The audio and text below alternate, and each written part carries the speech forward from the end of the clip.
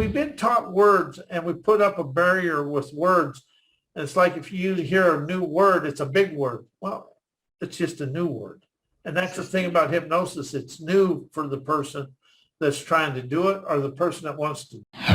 Welcome to the My Future Business Show, where we get you in front of your best audience and keep you there. Not only are we interviewing the biggest names in business to help you become even more successful, we're inviting you to book your spot on the show to help you grow your business. So at the end of the call, make sure you fill in the interview application form at myfuturebusiness.com/interviews. Hello and welcome back to the My Future Business Show. My name's Rick.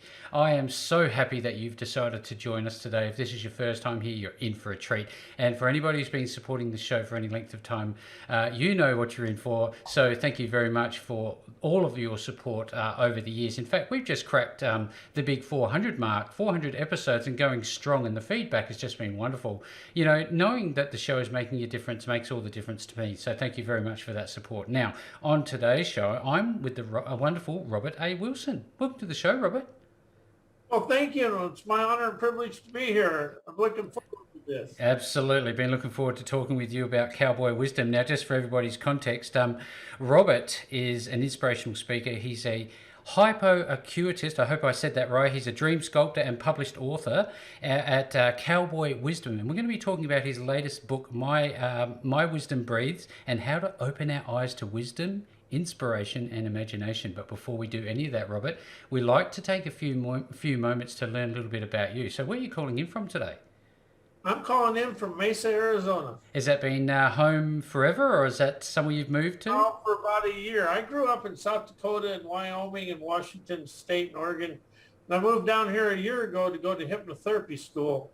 And I finished that in November, but I really discovered, Rick, I didn't understand enough about discharging the reactionary emotions, and that's where we really got to begin, is in the body and with reactionary emotions. Okay, well, we'll do that shortly, but you touched on moving to Arizona. Having gone through there a couple of times myself, I know that it's hot. What made you decide to move there? Is it just for the training, or do you like the environment? I like the heat. My body, I lived in enough of that 30 below wind chill weather. Now, Robert, tell us a little bit about, you touched on growing up. What was life growing up like for you?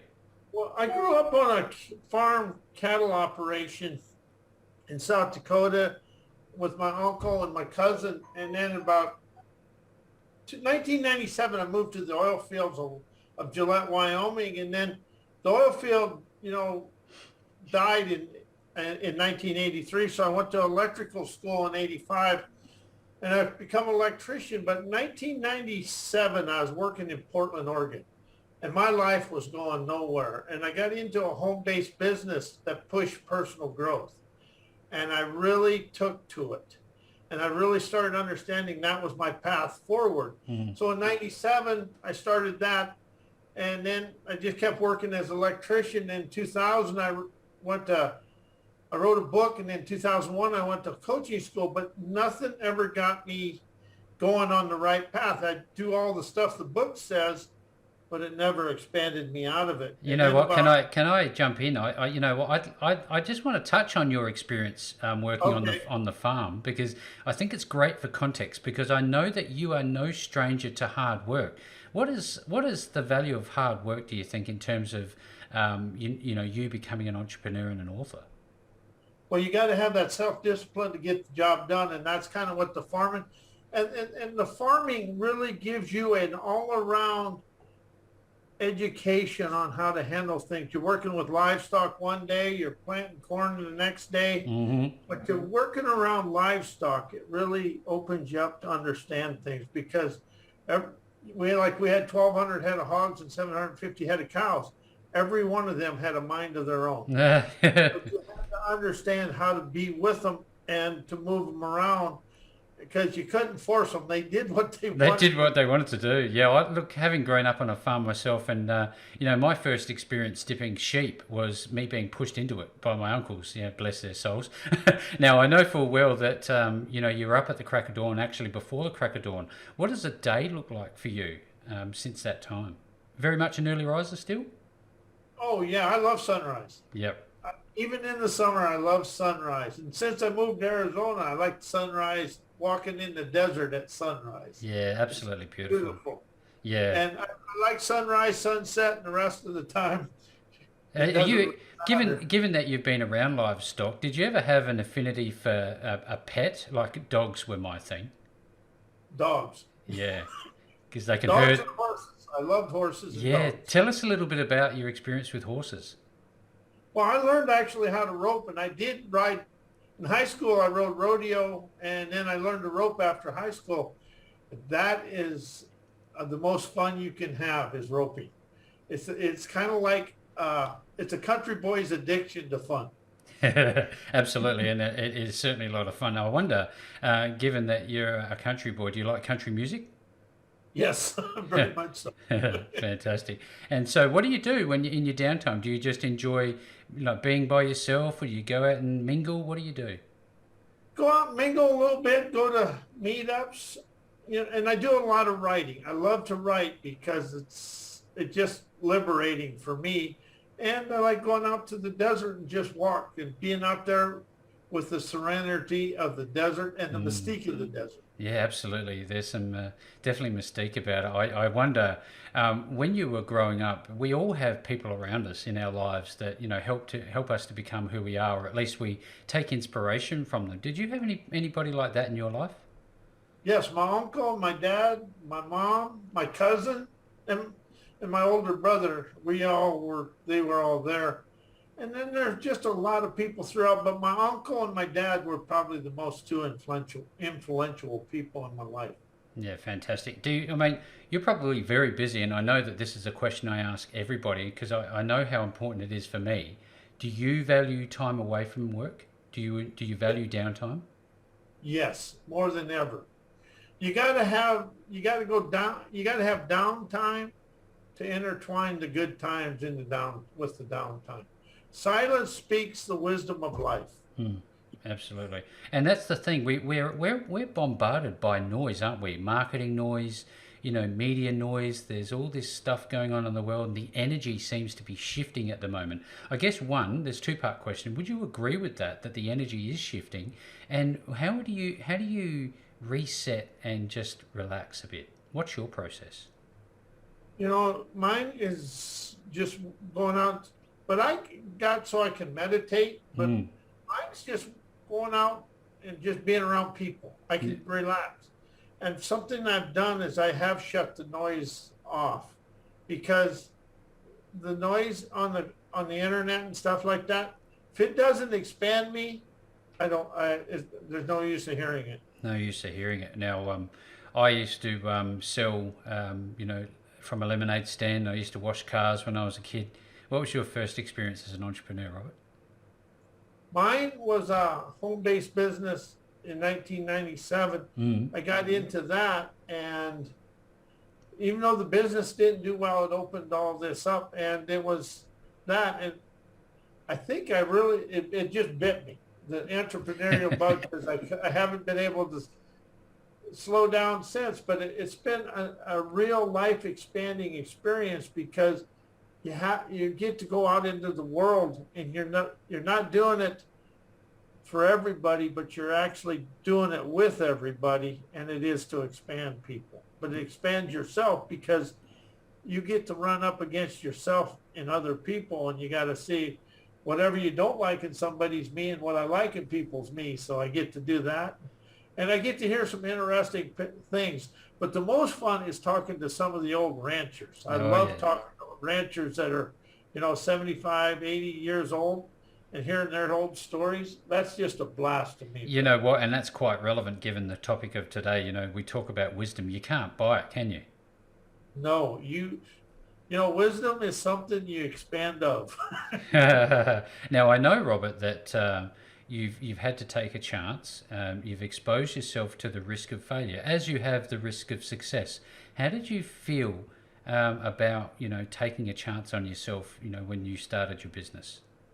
That's a very interesting question because when I first started, I thought, oh yeah, I'm going to do this. The world's going to love me. And you come up against all the things that you thought was out there, but it wasn't. And you really got to go through the failure to go to the success. And it really isn't failure unless you quit. All you're really coming up against is what you never understood to expand your life. You must have a lot of time for reflection. I wonder, do you find it important to reflect and take stock of your days Every day. every day? Yeah. Not even at the end of the day, sometimes throughout the day. If you're not paying attention to the inner self, you're going to have a runaway, because the inner self is going to show you and express to you every place you're going in life. And that is where you really expand through the life. Rather than trying to change your life, you expand your life, you let go of all the challenges. You start becoming inquisitive about your life. And that's what's really happened. After I started understanding entrepreneurship, Rick, I become curious and inquisitive about life. That inquisitive, curious nature. You must have an abundance mentality, and you must have a streaming source of new ideas. Where do you get your new ideas from, do you think? It's natural, Rick, because I write a keynote every day, but today's keynote, I just come up, we look at all the chaos in the world as something challenging, but today I understand chaos is the key to expand me out of yesterday, because it features my old ways if I'm listening to the new ways. But I come up with, there's darkness of yesterday, and there's a sunrise and a dreamer's sunrise, and you're always in the dreamer's sunrise when you stop letting chaos boss your life. That's great feedback, very sage advice. Now, I think about the compound effect. We sometimes think about the compound effect as it applies to money, but I'm thinking about the compound effect as it applies to our own inner growth. Tell us a little bit about, the compound effect as it applies to being in that dreamer state all the time. Do you just naturally grow? Yeah, you're going to grow personally before you grow financially. I heard that the first time, Rick, and I said, yeah, right. I'm going to grow financially, and then I'll worry about it. Well, I got showed you will grow personally. And it's your imagination that's going to lead you to where you want to go. But we try to know our way, Rick, and what I really discovered is I'm only going to think and know my way to yesterday. My imagination, wisdom, and talent is going to walk me into the promised land. Do you, I value ongoing education. Do you still find yourself hungry for new information, new ideas? And how best do you educate yourself? Are you into books, audio books, or seminars? What do you like doing? Audio books, I run the gamut of them. Whatever I can, when I really understand, I listen for wisdom to expand me. And the thing about wisdom, Rick, it comes in one or two words, or even a sign. There's a word in something. But you're going to hear a word or see something every day in your life that's going to open new wisdom for you to expand. And I use the word wisdom rather than know, because it brings your mind into it. But wisdom keeps the curiosity moving. Yeah, great feedback. Loving this conversation, Robert. Now, I wonder if we could talk a little bit about, I've checked out your website. It's great content on there, and I'm wondering if you could share your educational background with us. Well, I've been to hypnotherapy school. I've been ongoing between NLP and hypnotherapy since 2006. But CDs, audios, seminars, I'm always listening to expand. And I went to hypnotherapy school in 2006, 2007, and NLP school, but I just went through 350 hours of hypnotherapy school and NLP here in Phoenix. But what I'm understanding is I'm going through something to do with the chakras, because the chakras have energy. And the more I discover, Rick, the more inquisitive I have to be. And the education is ongoing because I listen to audios all the time. And I'm only where I'm at for a second, because it's new the next second, and there's new wisdom to be listened to and heard. Because, Rick, I understand this. I'm going to listen my way to the penthouse. I'm going to talk and know my way to the outhouse. No, I love it. I know that you're a Reiki master, having spent many years practicing myself. I absolutely love the art, and I think Shokurei and all these wonderful mantras and symbolism that you use. Do you think there's a spot in it with your work? Oh, Reiki, yeah. Mm. When I went to hypnotherapy school in Sedona, we did a Reiki hypnosis, and you make Remote a, or local? huh? Remote or local? Like, were you Well, we sending? did it first. We learned Yep, how to do it. We did it to each other as fantastic. classmates. And, you know, Rick, if I could have stayed in that Reiki hypnosis the rest of my life, I'd be there.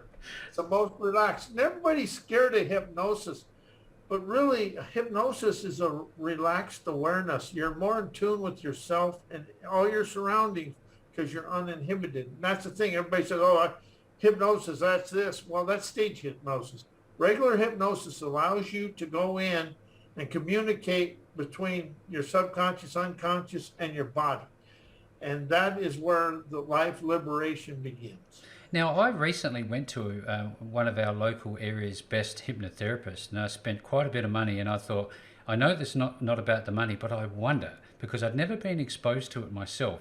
And one of the things he focused on was a previous injury where I lost a thumb, and it was quite traumatic. And it was always something that would come up in conversation. Since about 3 or 4 sessions, I no longer could actually see the event as I saw it in the past. Can you explain why this is happening? Because I, to this day, don't understand why it's come out that way. I'm no longer fearful of machines that can hurt me, and it's effectively healed me. Would you agree with that? Very much so, because what you've done is you went in and got to that imprint, that representation of the machines. Yep. You discharged them and released them and disconnected from that event. And that's what hypnosis does. And that's something else I'll really share with people is the word discharge over the word release. Because when you use the word discharge and release, you feel it leave your body. And you feel it leave you. And what hypnosis did is it went in there and took out, there's layers in there where we hide behind. And that was your safety mechanism at the time. And that kept you safe from the machines. But now you found out, now you discovered in yourself, the machines no longer are the threat to you. You know, you hear the term woo-woo, and that's what I was thinking of. But I was open-minded enough to actually go through it, and I'm very glad that I did. Do you find that you have people going through that similar transformation when they work with you? Yeah. Everybody thinks hypnosis is woo-woo because they think it's stage hypnosis. They remember, and what people don't realize is all it is a relaxation within themselves and allows themselves to let go. And hypnosis ain't woo-woo, but I got a new definition for woo-woo. It's a wanderer's optimism, opening wisdom, optimizing omnificence. And omnificence is the most powerful creation there is. And we've been taught words, and we put up a barrier with words. And it's like if you hear a new word, it's a big word. Well, it's just a new word. And that's the thing about hypnosis. It's new for the person that's trying to do it or the person that wants to do it. This is a wonderful conversation, learning so much, not only from myself, but I'm sure the audience is taking a lot away from this, Rob. Thank you very much. Now, where did the name Cowboy Wisdom come from? What a great name. I was a cowboy. I was a real cowboy. Actually did the work. Yeah, I actually saddled the horses in the wintertime. We rode the horses. We fed the 750 cows at 30 below zero. And if one needed doctoring, we went out and doctored them. And that's one thing about being on the farm or the ranch. When it's 30 below and snowing, you're still feeding cattle. You still have to keep things alive and moving forward, don't you, Rob? And they're all standing there. They was just across the road from the farmhouse. And they was all standing there looking in the picture window, says, let's go. You know what I love about you? I think you have a wonderful story, and I think story's so undervalued. I know a lot of people do value it, but what do you think about the importance of being able to tell a story in your line of work? Well, it's not so much the story, Rick, as it's a nowography. You want to tell them how you got to where you're being and to where you're going. And the story is got to be authentic, vulnerable, and you got to show people you can show them a way to go to have a better life. And that's what I desire to do. I want to show people the way I expanded my life so they can expand without being in the drama of life. Yeah, there's so much drama. Yeah. And see, that's the thing. Everybody starts telling them everything that went wrong and how they got there. Well, if it wasn't for the farming, the ranching, the oil field, and all the wisdom that was in them, I wouldn't be doing this today. Yeah. It's the wisdom of your events that expanded you to today. It's the cumulative effect. Now, I wonder, I have no idea what this is, but what does hypnoacuity mean? All hypnoacuity is it takes the addiction to therapy out of it. I use acuity instead of therapy because acuity is keenness of vision, listening, and inspiration. When people, I was in hypnotherapy school and this lady says, "You ain't gonna do nothing for me. I just come here for the therapy. I'm not gonna do nothing." I looked at that and I said, "That's just a waste of time." And so that's why the acuity, it diffuses the word therapy, and people ain't coming there to be fixed. They're coming there to expand. Yeah, absolutely wonderful feedback. Now, in your write-up, you refer to enlightenment. Is that a spelling error, or is it supposed to be enlightenment, or is there a difference here? It's enlightenment. INLIGHTENMINT. That's the sweetness of the splendor within. And that's my word. I make up my own words. Yeah, well, why not? Why not? There's no rules about that, is there? But when you read it and you feel it, you'll feel a release and a sensation to move forward. Now, I've got a special spot on the show for authors. I love talking to authors because I know, having written a book myself, that it is very much a journey that one has to go through. And I think the process of actually writing helps you to grow personally. Would you agree with that? Very, very much so. You know, something you hit on that's the greatest question I've ever been asked. You want to, most people write journals to get rid of their stuff. Well, write it in the book, educate the world, expand the world, and you liberated yourself. Now, with your business, could you share a little bit about what your vision is? What do you want? What do you want to achieve? What's going to be your legacy, do you think? I want to expand people out of their societized way of life into understanding their talents, and their wisdom and their talents is beyond society. And they got to get into the unique mystique of themselves to expand. And we've been taught to live inside of what the education system says. Oh, yeah. And the education system's a guide. But people have talent. Like, the inner cities, there's so much talent there that just goes to waste because people categorize them and compare them and do that. And I want to just show people a way they can discover their own talents, and that's my thing. Now, with your book, your full title is My Wisdom Breathes, My Wisdom Energizes, Energizes Fun. Where did that name come from? What's the basis for it? My Wisdom Breathes?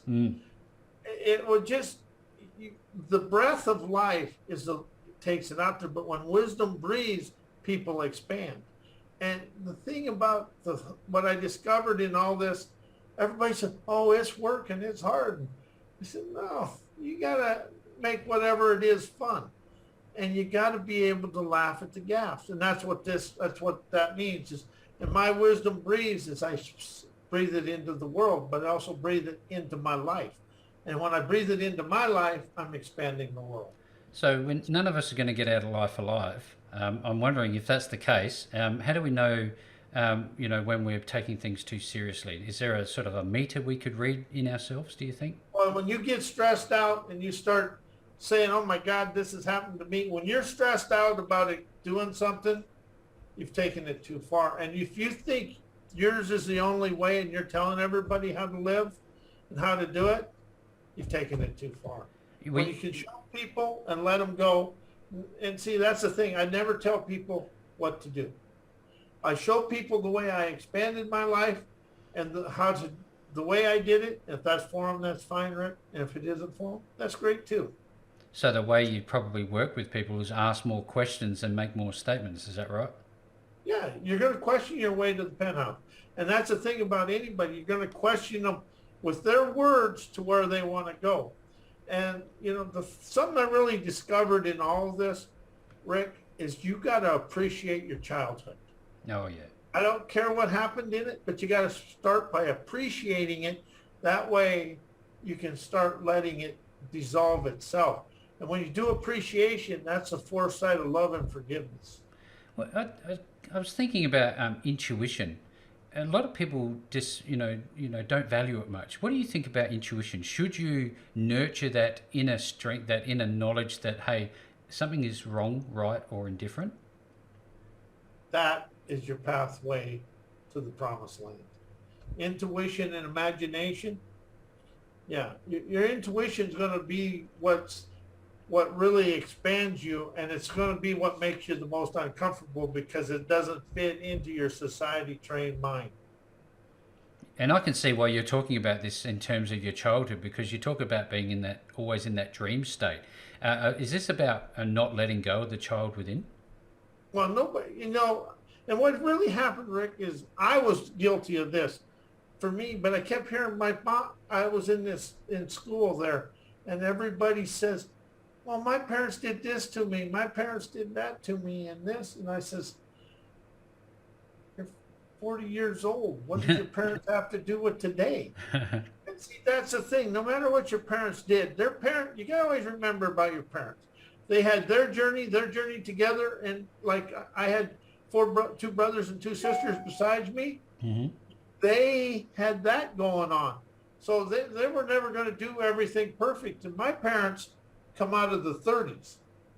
So when they come out of the 30s, that was a tough time. And And the question I asked, Rick, this is one of my favorite. If it wouldn't have been for the 1930s, would the United States won World War II? Yeah, absolutely. What sort of a world would we be living in? Yes. I mean, but, the universe is unique. It sets up things what you're going through today is actually for an outcome 6 months to 6 years from now. Yeah, it's amazing feedback. I always think about books and what I'm supposed to get out of reading them. What do you think is going to be found inside your books to help people realize their true talents? Well, here's the thing about my books, Rick. They're written unpunctuated. They're written in first person. And when I talk about the past, I'm talking about discharge, release, and disconnect and stuff like that. My books are written in first person there isn't a not word in them. And what they are is they take you forward. They never let you go back. They're kind of wrote like in poems and poetry. And so it just keeps you moving forward. And if you're experiencing a bad day, you can open My Wisdom Breeze to any page and read 1 to 2 to 3 pages, and you'll expand out of that. Because it talks about being a trailblazer, a trendsetter. Mm-hmm. It's about imagination, because your imagination is going to lead you to success. But it really talks about just going forward. And the reason I unpunctuated my writings, I started this in 2011. And the reason I unpunctuated them, Rick, is that way there is nothing the subconscious mind or any place on the inner landscape can grab onto anything. Because when you read a book with punctuation, when you see a comma, a period, your subconscious mind becomes part of it. This, you get to discover everything within yourself. You're actually opening up a new way of life. Yeah. New way. And there's nothing to latch onto, and you get to discover yourself. It's just a guide, you can use. Do you use that book, like you tell people to like carry it, or have at least access to a copy of it and just use it as a bit of a daily prompt?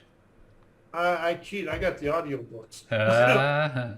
and I got a book called Endless Inspiration, and it has zero. And what these books do is, if you listen to them or read them, it's just going to expand you out of the mindset that you're in to expand you a better feeling. Yeah, that's what they're written for. And it's really written for you to open up to realize how programmed you've been. And this is an unprogramming book. Well, that's the thing. A lot of us are, institutionalized by society, by the systems that we live in, and that's for sure and certain, Robert. Now, I'm wondering if we could shift focus, given that we're nearing the pointy end of the call. If we could talk about your website, what are people going to find on this site? They're going to find liberation, inspiration, and wisdom. And what they're going to find on there is how ways to expand their life. They're going to find my books, but they're also going to find a lot of writings that nobody else has seen. And they're also going to learn about smoking cessation, how to quit smoking, pain. I call it pain liberation, but it's pain management. Mm-hmm. I've had a lot of success with pain liberation because you touched on it earlier, because pain is as much emotions, guilt, and everything else. Like when you said, but it's the guilt that we feel when something happens, and that when that event something similar happens in our everyday life, Rick, we go through that same thing.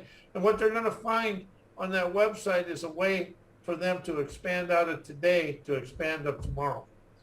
And I got a simple little saying. It's just one sentence for life. I liberate me from me to expand out of my dysfunctional life, to expand of my optimistic foresight.